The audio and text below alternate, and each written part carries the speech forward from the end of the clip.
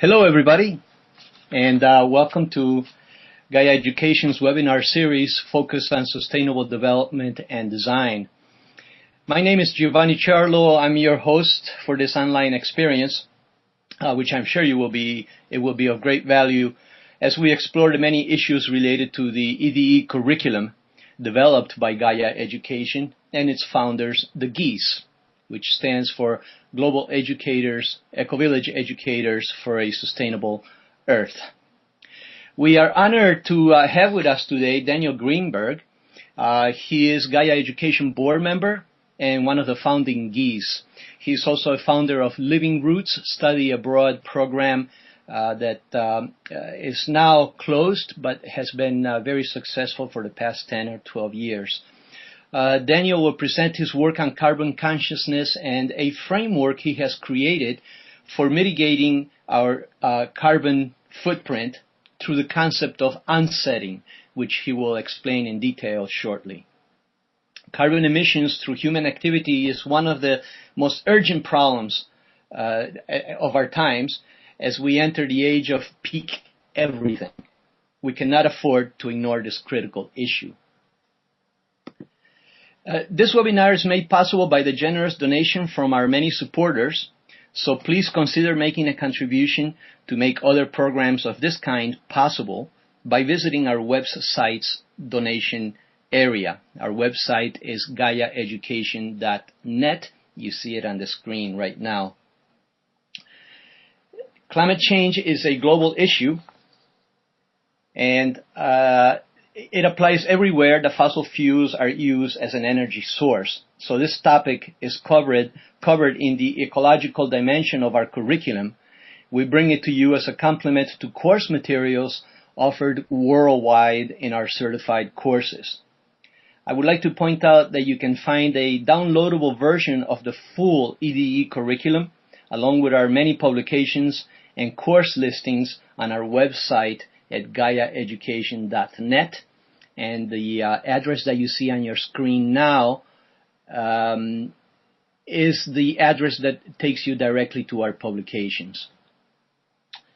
Gaia Education certified courses are also offered throughout the world and online in English, Spanish, and Portuguese. You can access information and registration at the address that you see on the screen.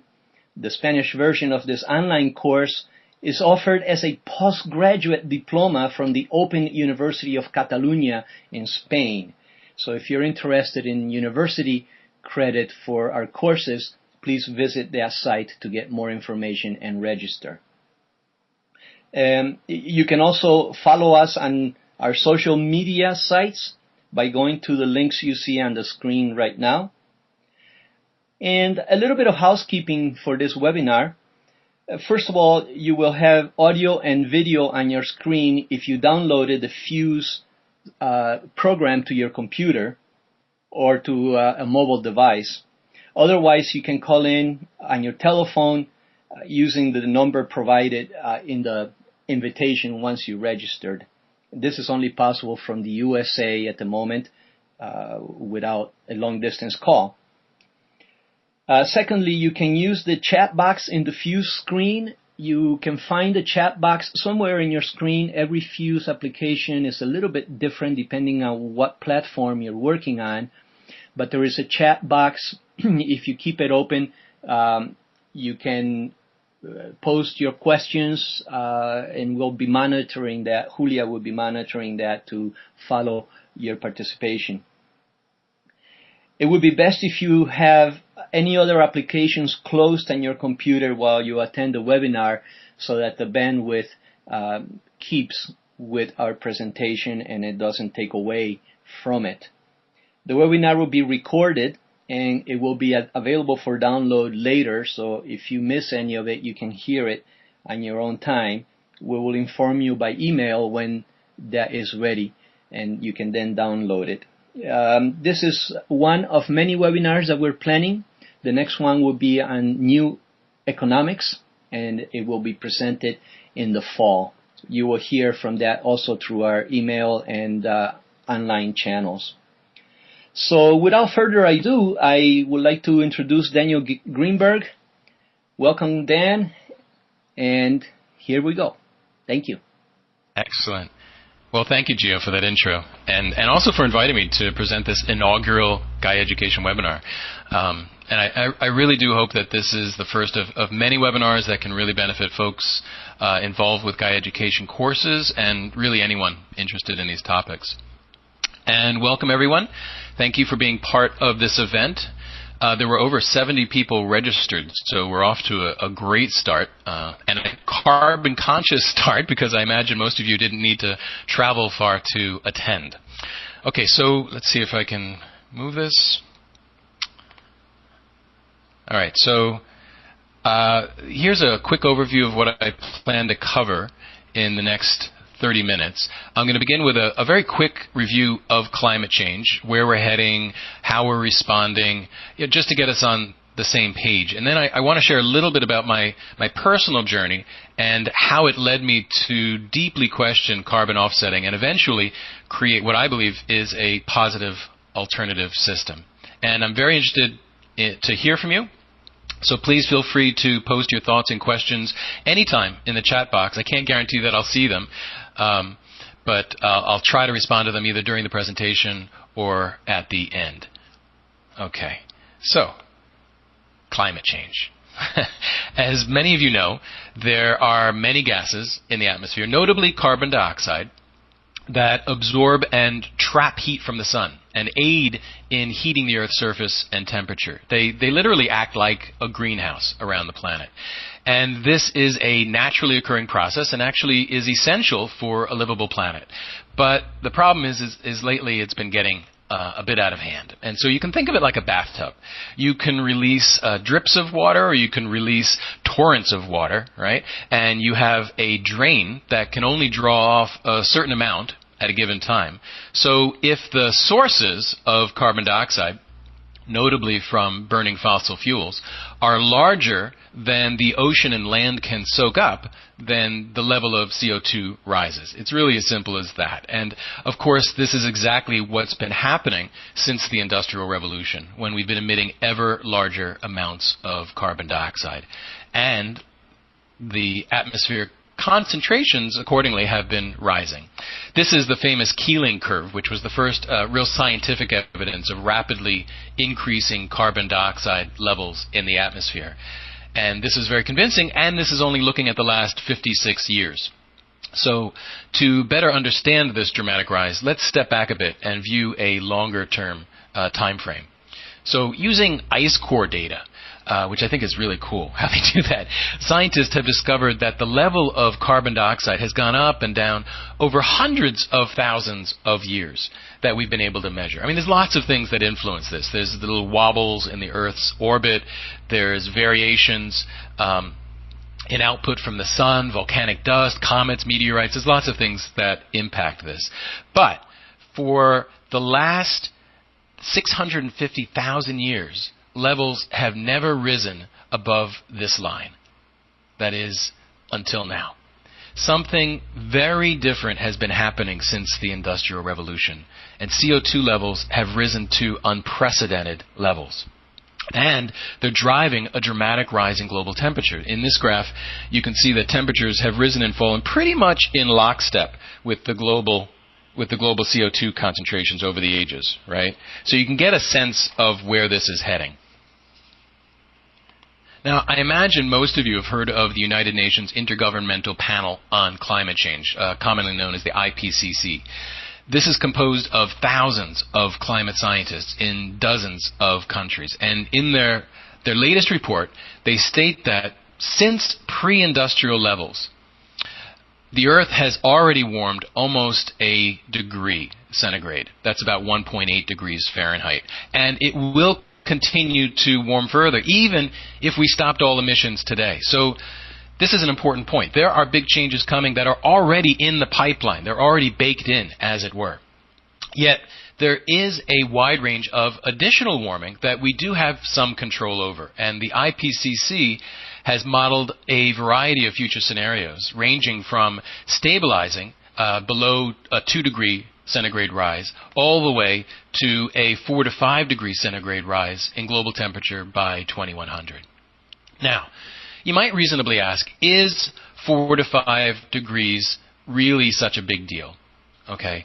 I mean, it's hard to tell even such a difference when you go outside. You probably wouldn't even dress differently. But I would argue that this is a misleading way to think about climate change. And a more accurate framework is to think of the Earth like a living body. So with a living body, 37 degrees centigrade, which I guess is 98.6 degrees Fahrenheit, is normal, right? You're happy, you're healthy. If you run a 1 to 2 degree fever, you're probably still going to work, but you're feeling it. You know, you've got a headache, you might feel a little weak. Now, if we move to a 2 to 3 degree centigrade, now you're running a high fever, you have the risk of hallucinations, convulsions, and if we go all the way to a 4 to 5 degrees centigrade, this is very dangerous, and this person would risk brain damage and even possibly death. Okay, so how does this translate to the Earth? Well, in pre-industrial times, the normal temperature of the whole planet was around 14 degrees centigrade. And we've already risen to about a 1 degree centigrade. So we're already running a small fever, right? And even at this level, we're seeing glacial melt. The West Antarctic ice sheet is now on an irreversible melt by 2100 that will lead to at least a 10 to 12 foot rise in sea level. We're seeing widespread damage to coral reefs, and we're seeing some dramatic changes in the weather, right? And if we get to 2 to 3 degrees centigrade, then we get even more consequences. Many plants and animals will risk extinction. We'd experience likely a global crop decline that would lead to widespread starvation, which, along with more extreme weather events, would likely lead to millions, perhaps even hundreds of millions of environmental refugees around the world. And if we just say, screw it, and we end up with a 4 to 5 degree rise in temperature, now we're talking about a 50-50 chance that the ocean's great conveyor belt of heat and salt will collapse, which would have dramatic effects around the world. The Greenland ice sheet could add another 5 meters of sea level rise and also release gigatons of methane that are trapped under the permafrost that would further global warming even more. And a stunning 40 to 70% of species would risk extinction. This is truly a nightmare scenario. And yet, it's the path we're on now. And our window of opportunity to change course is quickly closing. So what we do, or more importantly, what we don't do now, will have immense impacts on the planet for millennium to come. And the longer we wait, the less likely the planet will stay below 2 degrees centigrade. And unfortunately, by and large, governments and corporations have been continuing with business as usual, which will certainly have devastating impacts on the planet. Now, on the governmental level, there have been at least 19 of these UN climate change conferences since 1997. And while many countries, although notably not the U.S., have agreed to reduce their emissions and purchase offsets for emissions that they can't reduce, they're just not going far enough. And the sad truth is politicians tend to only look ahead to the next election when they really need to be thinking ahead many generations. And in addition, while it's hard to go a day without hearing about some new corporate social responsibility effort, their responses have also been rather weak. The Carbon Disclosure Project, it says 82% of the world's largest companies have set emission targets of some sort, but most are very short-term and they average only around 1% per year, which it's just not going to cut it. And really, as long as our political and economic systems reward corporations for pilfering the commons and not accounting for their environmental impacts, they really don't have much incentive to change their ways. And just to be clear, I really do believe that governments and corporations absolutely have to be at the table and be a part of solving the climate change crisis. I'm just not convinced they're going to make the required changes within the time frame needed to preserve a healthy planet. But if not corporations, if not governments, then Who? Well, there is a bigger basket we can put our eggs into, and it's called community. You, me, us, right? We're the ones whose kids and grandkids are going to live in a climate changed world, right? So we're the ones who are going to have to step up and really create resilient and sustainable communities so they can grow up healthy and strong. And this is where it gets exciting. So personally, I've spent half my life living and working in eco-villages around the world. And I want to share a little bit about how these amazing communities have inspired me and many others. And also how they've led me to some out-of-the-box ideas about how we can most effectively respond to global warming from the grassroots community level. And I'll start with a short story. So back in 2010, a friend had recently returned from the climate change conference that took place in Copenhagen, and I wanted to go hear her give a public talk about her experiences. And logistics were such that I needed to take Simone, my then 9-year-old daughter, who did not want to go to another boring grown-up lecture, right? So I bribed her and said that she could play games on my iPod at the talk. So Simone played Sims or Angry Birds, I'm not sure what, while I listened to my friend talk about the latest scientific research and the higher predictions about climate disruption that I just described to you, from glacial melt to species extinctions to massive droughts and famine. She also spoke about the equally dire lack of political leadership to make a real difference, and also the rising tide of public protests and demonstrations. And on our way home, which incidentally was by way of motorbike to where we were living in India at the time, Simone was hugging me from behind, and she asked, "Daddy, was all that true? You know, what that lady said about the floods and the famine and the storms? You know, is that really going to happen?" And I realized that, I mean, not only was she listening, but that it had sunk in, and she was scared. And I immediately got this lump in my throat, and I thought, well, what do I tell her? I don't want to lie, but I also don't want to scare her more. So I took a deep breath, and I said, it is true that because of how humans have treated each other and the planet, the coming decades will likely be very challenging and uncomfortable. But how we respond to these challenges is completely up to us.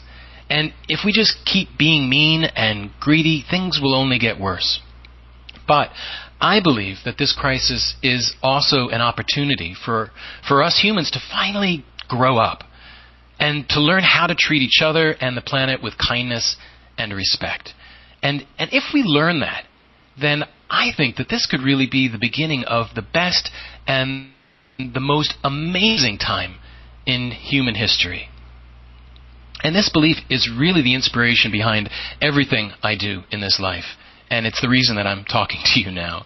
It was also the reason why my family was in India, because my wife and I were directing a study abroad program on sustainable community development in an eco-village called Oroville, which is in the south of India, where thousands of people from all over the world brought 14 square kilometers of barren landscape back to life by planting millions of trees and striving to create, as they call it, a city the earth needs. And it was a real privilege to introduce these emerging adults to this incredible community and witness them wake up to new possibilities for themselves and for the planet. Now, this program was part of a nonprofit called Living Roots that Gio mentioned that I started in 1999. And Living Roots partnered with the University of Massachusetts, Amherst, to take college students to eco-villages like Oroville in India and Findhorn in Scotland, Kibbutz Lotan in Israel, or in the Negev, and Sirius community, where we currently live in western Massachusetts, and others.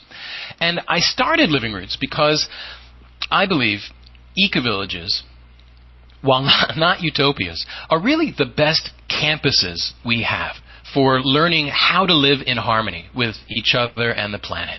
Each eco-village is essentially an experiment in how we can live high-quality lifestyles with low ecological footprints in a carbon-constrained world. And in the end, over 1,500 students participated in Living Roots immersion programs, and most came away deeply inspired. It was really wonderful, life-changing work. And there was a problem. I mean, here was this organization that was all about sustainability, and yet what were we doing? We were also emitting megatons of carbon pollution by flying students around the world. And this didn't feel right at all. And I felt strongly that we needed to account for these impacts because, I mean, fundamentally, we're facing climate change and other environmental crises because, as a species, we've taken nature for granted and not accounted for our impacts, from depleting our forests and other natural resources to polluting our air and water and so on. Let me put it this way. Imagine you were a contestant on The Price is Right. If I asked you the price of this car, or this shower stall, or a flight to Seattle, I bet you could come up with a pretty reasonable estimate and perhaps win fabulous prizes. But if I asked you how much carbon pollution is emitted by driving this car, or taking a shower, or flying to Seattle, most of us don't have a clue. And we don't have a clue because, you know, we grew up in cultures where we learned the language of economics, but not the language of ecology. And I believe to survive and hopefully thrive as a species, we all need to become fluent in the lingua franca, as it were, of the planet Earth. So, to help our students get a clue, and to really build this vocabulary around their environmental impacts, I set up a system where they measured the carbon footprints of their travel. We reduced them wherever we could, which is pretty easy living in an eco-village. And we also priced these emissions and put money into a carbon fund. Okay, and then the question came, well, what should we do with this money? Right? How can we best use it to acknowledge and respond to our carbon footprints? And it would have been easy to give it to any one of 100 carbon offsetters, like Native Energy, TerraPass, you've probably heard of a bunch of them, and claim that our programs were carbon neutral, right? Okay, so I realize carbon offsetting is a confusing topic, so what I want to do is offer a very quick 3-minute primer on how it works, its pros and its cons, and then I want to share what I think is a positive alternative. Okay. So we all do things that emit carbon pollution, from driving, using electricity. Let's say that you fly from Denver to Detroit, and round trip economy class. On average, your portion of that plane's emission will be about 1 ton of carbon dioxide. Now, you can pay a carbon offsetting company to invest in projects like tree planting or renewable energy that are theoretically taking carbon dioxide out of the atmosphere. So with your money, you are buying the right to claim 1 ton of mitigation benefit of that project. And then you can say that you have offset or mitigated or neutralized your emissions, right? Now, on the positive side, offsetters do help us understand our emissions, and they do support some really good projects. But there's a lot of challenges with the system that I want to go over with you now. So, to start, offsetting is a very inefficient way of transferring funds to projects. By the time they've paid the verifiers, the traders, and other middlemen, some estimate that as little as 30 cents on a dollar actually makes it to the projects. Offsets are also commonly compared to 16th century indulgences, where parishioners could pay the church to absolve them of their sins and go on their merry way. So some say offsets merely allow us to buy a clean conscience while delaying meaningful action. Next, pricing carbon by market forces, I believe, gives a false impression of the true costs of our emissions. For example, prices plummeted when there was an oversupply of carbon credits in the European market.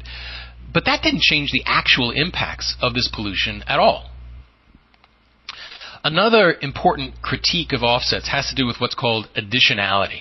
And this means for offsets to mean anything, they should happen only because of offset funding, right? Let me put it this way. way. If you paid me to plant some trees, and then you found out that I was going to plant those trees anyway, you'd probably feel a little ripped off, right? And the problem is it's very difficult to prove when offsetting projects are in fact additional and when they're just business as usual. And some estimate between 30 and 70% of projects would have happened even without offset funding, in which case they're not really offsetting anything, right? And finally, because there are so many hidden expenses with offsets, companies generally stick with really large projects to achieve an economy of scale and to be able to make a profit when they resell these credits on the voluntary carbon market, right? And these projects are often far away from the consumers. So there's also this large disconnect and really this lack of meaning in supporting them. So for all these reasons, carbon offsetting just didn't feel right to me with Living Roots. And I struggled for a number of years with what to do. And then I had a thought. What if we just drop the whole concept of offsetting and neutrality, which most people don't trust or value anyway, and create a new system? We could call it onsetting. Now, it would look a lot like offsetting in that we would still measure and reduce and price our emissions, which are really important things to do, again, to help build that vocabulary around our ecological impacts. But by simply dropping the requirement to offset or neutralize these emissions, we suddenly realize a slew of advantages. So, for example, not having to pay verifiers, we could get most of the money to the actual projects, where obviously it can do the most good. And rather than guilty indulgences, we could have a more positive story and say, hey, look, let's be grateful for the Earth's gifts, notably fossil fuels, which have allowed us to do amazing things as a species. And let's recognize that there is a cost in using these gifts. And now let's pay it forward in ways that can help build sustainable and resilient communities that matter to us. Also, rather than relying on market forces, we could price carbon based on the best scientific evidence of what are the actual costs to all future generations of emitting a ton of carbon pollution now through declining agriculture and fisheries, diseases, adaptation to sea level rise. All of these things have costs. And the best estimate we found is called the social cost of carbon, which was developed by the EPA, the DOE, and 10 other U.S. governmental agencies, and currently prices CO2 at $37 a metric ton. It's not perfect, and most experts say it's a low ball, but it's a start, and it continues to improve over time. And a big advantage of focusing on actual costs rather than mitigating emissions is that I think it really expands how we think about and respond to global warming.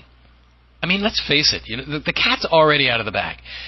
Even if we stopped emissions today, right, we'll still need to adapt to impending climate changes. And don't get me wrong, of course, we absolutely need to reduce emissions as quickly and as fully as possible. But we also need to do so much more.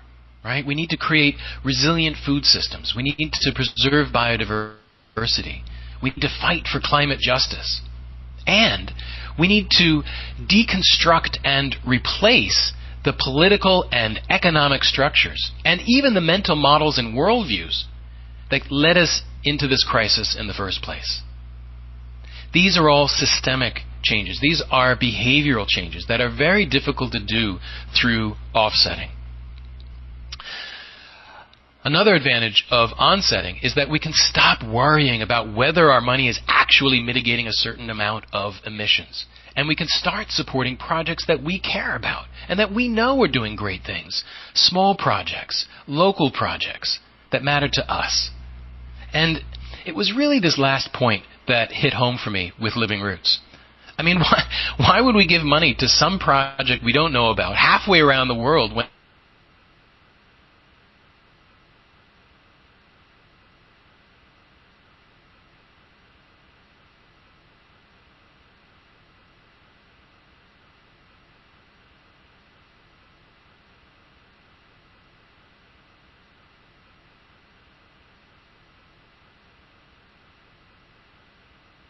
I am sorry. It looks like Dan is having some problem with his connection. So please don't go away. He'll be back shortly. Let me see if I can help him get connected again.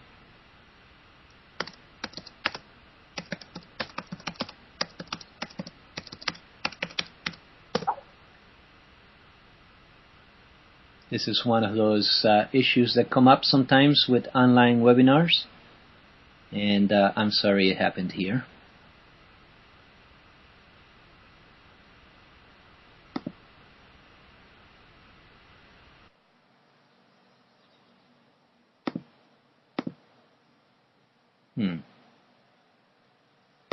Looks like he's connected. Hey, I think I'm getting back. Yes, you are back now. We had some Thanks. technical difficulties. Where did I drop off? Sorry about that. This slide that is up now, I think the last point. All right.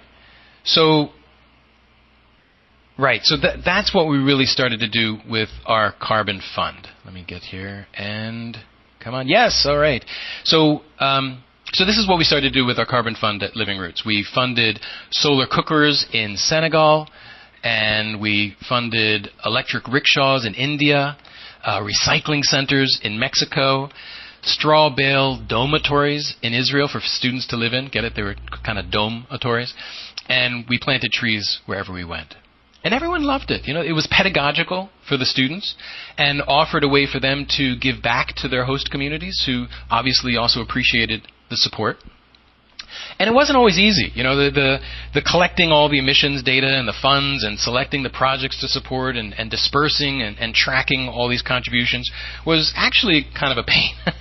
And for about a decade, I kept wishing that someone would just set this up as a business and help us and others who were similarly confused or put off by offsetting to respond in more meaningful and local ways. And finally, I got tired of waiting, and in 2012, I left Living Roots to start Earth Deeds.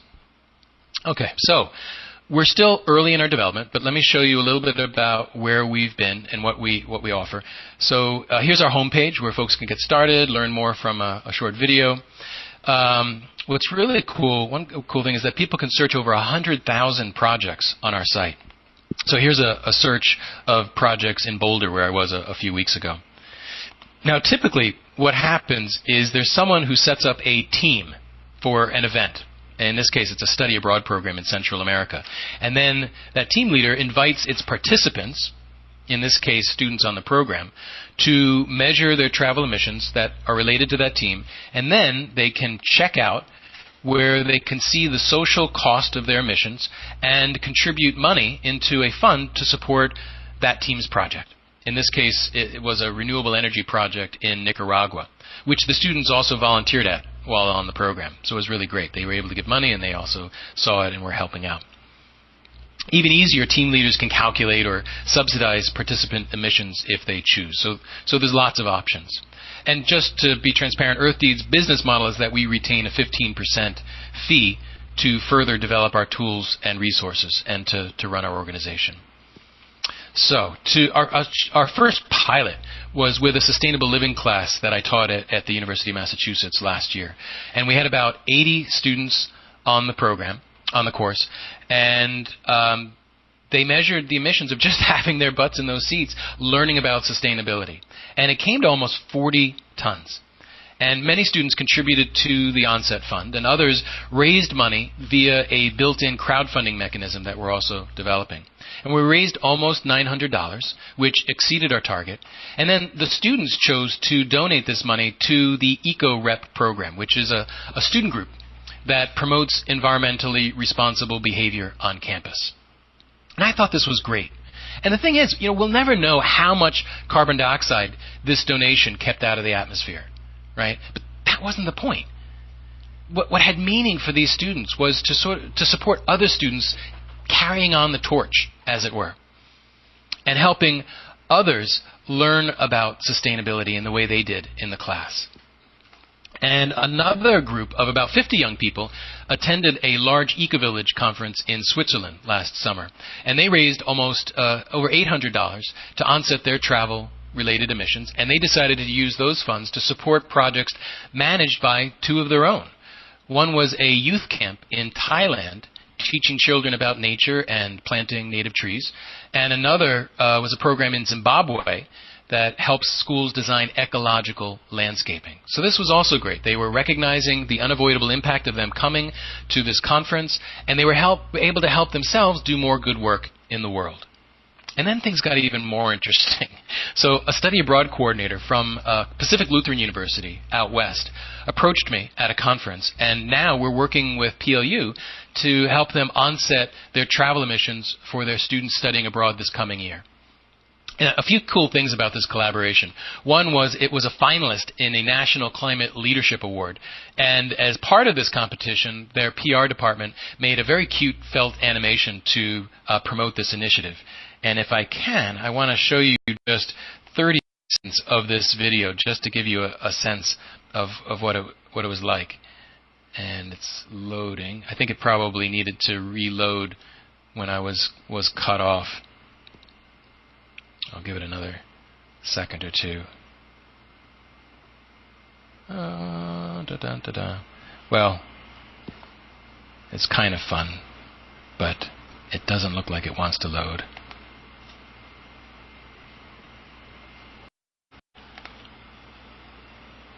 Okay, I'll go back.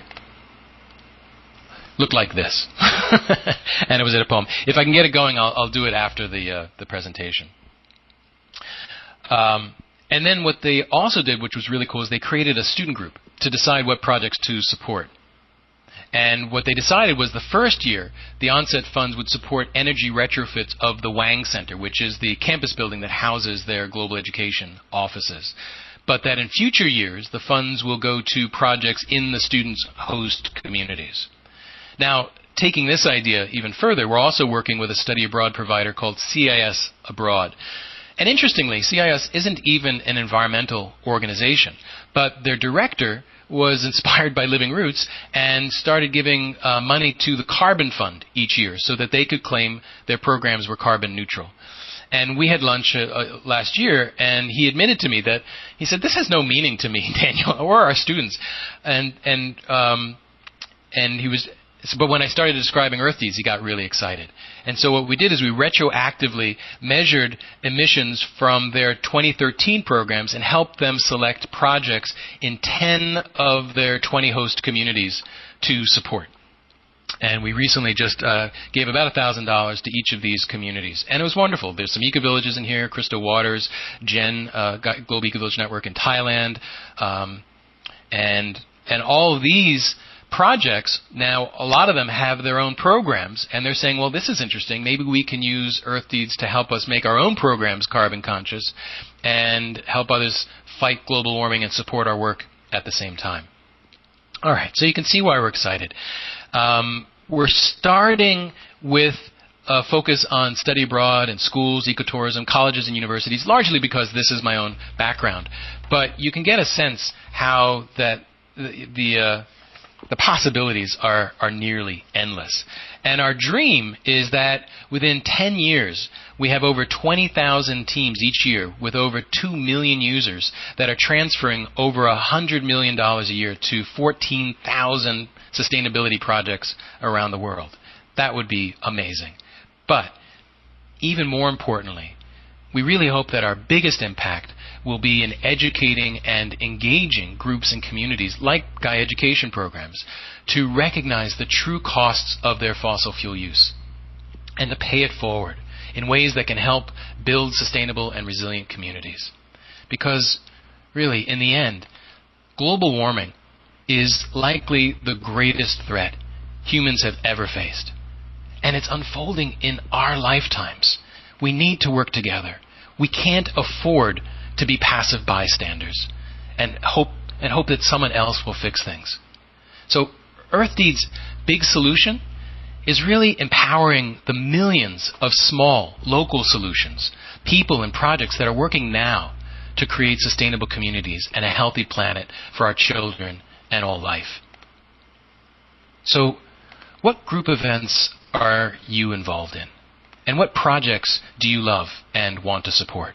So let's put them together and catalyze a global carbon consciousness.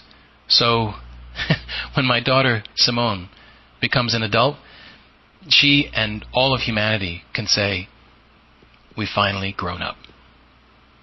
Thank you.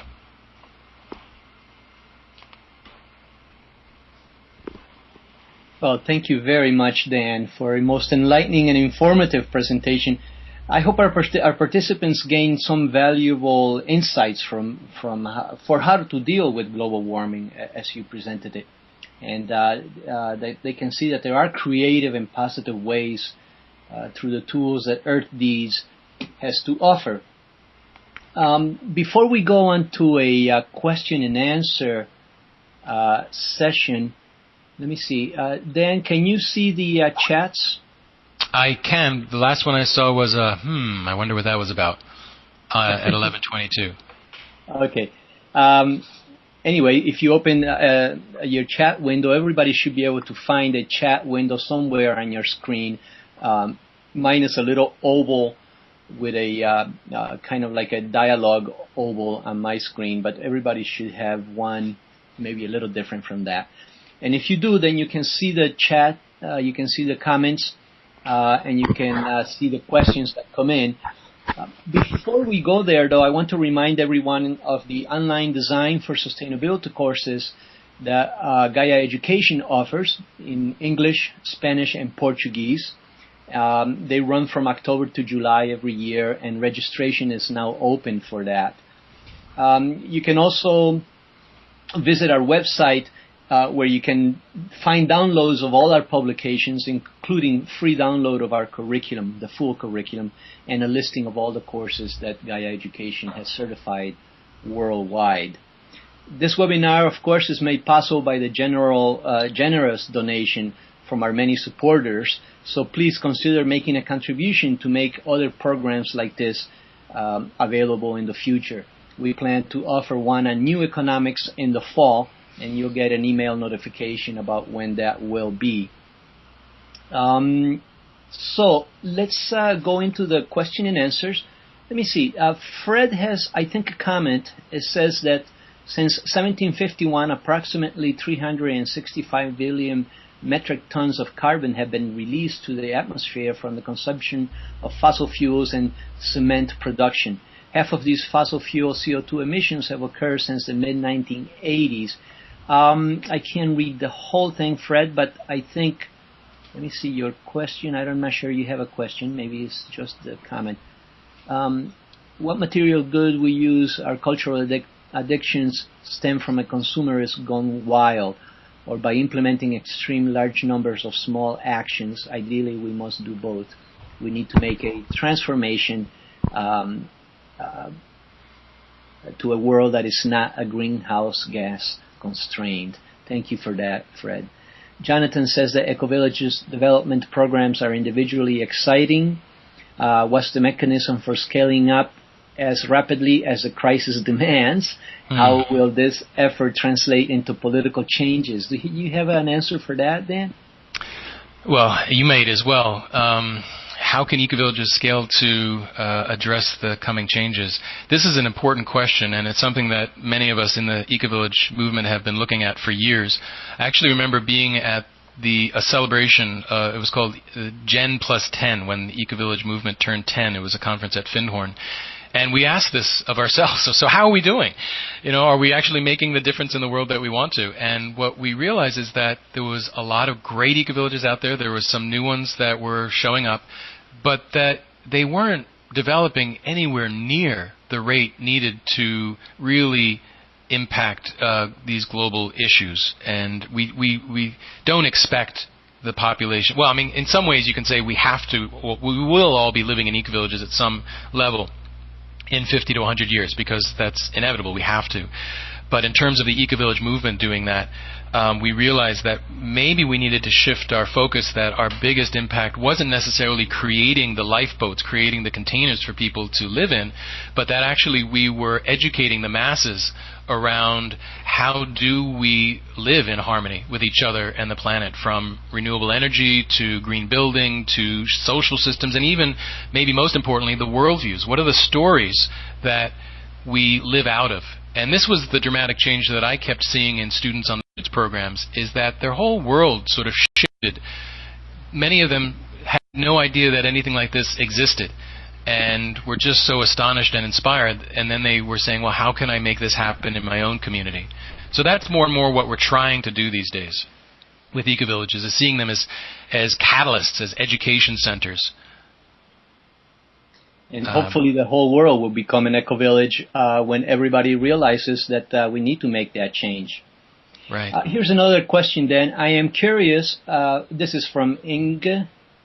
I'm curious how climate change will affect how we create sustainable food systems, as what we can grow will change, and also how you feel about aquaponics, aeroponics, etc. This message was sent to all presenters. Right. By the way, I'm not seeing the chats, so I'm not sure. It's fine for you to keep sharing them, but I don't know if there's a way for me to see them. Okay. So food systems, I'm not an expert in food systems or hydroponics or aeroponics. I do know that things will change. As the climate changes, a lot of plants will be changing their livable zone, and so we'll have to adapt. Now, we're a creative species, and we can likely do that. It's more of a danger whether some of the natural species won't survive with the radically changed weather. So I think systems like permaculture, looking at how do we work with nature to really try to help it do what it does best. With hydroponics and aeroponics, I can't remember the last time I actually looked at research. The question that I had was the life cycle energy. Was the energy that went into the whole system greater than what it would have been if someone just used soil outside? So I think it's a life cycle assessment that was my biggest question. But I think that they have value, and certainly in certain climates and places, even greater value. Yeah, and I think all these systems have ways to measure their carbon footprint as well. So it would be interesting to do some research around that. There is a question from David Oakes. Do you have any plans to include grade school kids in the work that Earth Deeds is doing to build a carbon-conscious ethic? Well, I could put the question to you, Dave. I mean, Dave actually runs a wonderful program, the Center for Ecological Living and Learning, and takes students to Central America and Africa, looking at a lot of the same issues that Living Roots did. And yeah, sure. I mean, Living Roots isn't even around anymore, so I don't have a lot to say with that. And I remember when we were starting Living Roots, we were looking at all kinds of models. Should it be grade school, high school, gap year? Maybe we should be working with the elderly. And it felt like the low-hanging fruit were college students. Largely because I felt like these were emerging adults that were asking the big questions, but their lives weren't sort of set in stone, so they could make big changes, and I saw them do that. There are a lot of efforts that are working with youth, and Gio, maybe you want to share a little bit more about the curriculum that's evolving that way. Yeah, in fact, I was going to mention that. You can see in this slide we have several publications. There are others. There is 4 keys that go more in depth into each of the dimensions of the curriculum that Gaia Education has developed. But you see the middle one there, Gaia Youth Activities Guide. That was developed with the idea of engaging young people, mostly from about 12 to 25 or so, but the activities here can also apply to almost any other age group. So I encourage you to visit our web pages and look at these manuals and guides for additional resources. Sorry, go ahead. I just wanted to mention that currently we are trying our very first EDE curriculum applied to school children in India. And that is a program that just started this summer, which is winter in India. And we're looking forward to the results and all the great things that come out of that. There are other people also doing work with young people, particularly in Brazil and in other parts. So, David, if you're interested, drop me an email and we'll be able to see if we can put you all in touch. Good. And the one other thing I wanted to mention is that Earth Deeds is excited about working with schools from grade school up, really helping them look at the carbon footprint through buses and their energy use, and then have the students crowdfund to acknowledge that footprint and then support sustainability projects either at the school or in their local community. I think it has a lot of pedagogical value and also helps build those resilient communities. Here's a message from Victor Ades from Brazil. He says, I like very much your presentation, short and objective, yet inspiring, and he extends his congratulations to Dan and to Gaia Education. Thank you, Victor. I'm glad that it worked. And finally, from Jonathan, he says, so are you talking about demonstration projects for others to adopt incrementally? That's related to the eco-village question that there was before, how it applies to the rest of the world. And I think, yeah, Jonathan, I believe eco-villages are demonstration projects, but they're also kind of laboratories in some way where things are being tried out and ideas have a chance to germinate and develop.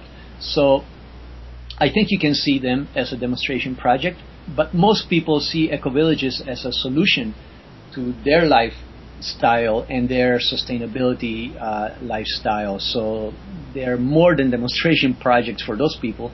It certainly is for me in my eco-village in Mexico, in Huehuecoyotl. This is our life. This is how we want to live. And so we realized that we had to create it, and we did. Gaia Education helps you design those eco-villages, but ultimately is a life commitment by individuals that make it happen. Do you have anything else to add, Dan?